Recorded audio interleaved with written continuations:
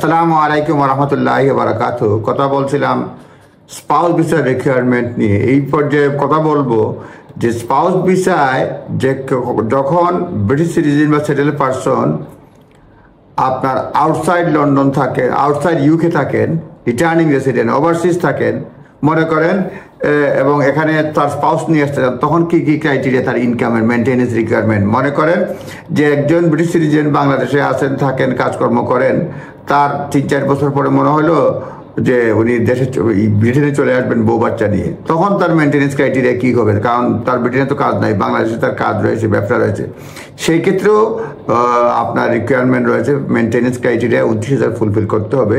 এখানকার মতো একটু ডিফারেন্ট। রিটার্নিং রেসিডেন্টের জন্য 2টা রিকোয়ারমেন্ট ফুলফিল করতে হবে।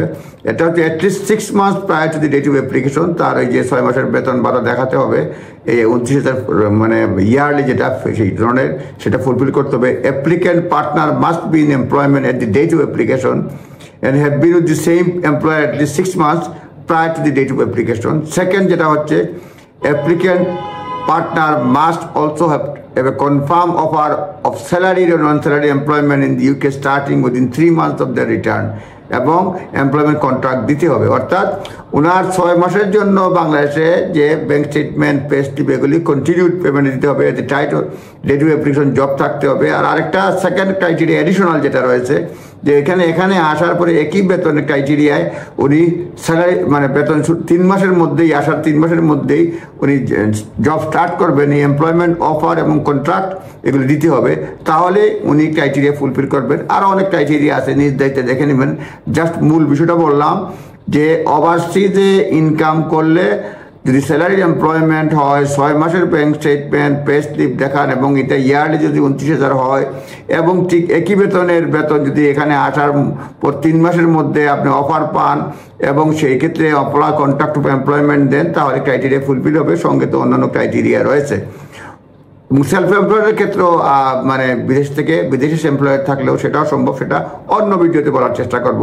সব ক্ষেত্রেই আপনারা নিজস্ব লয়ারের পরামর্শ নেবেন। Returning sponsors partner financial requirement সেটা হচ্ছে when applicant partner is returning with the applicant in the UK to work, they must meet 2 requirement. Applicant যেটা to the UK to work, they must 2 requirement.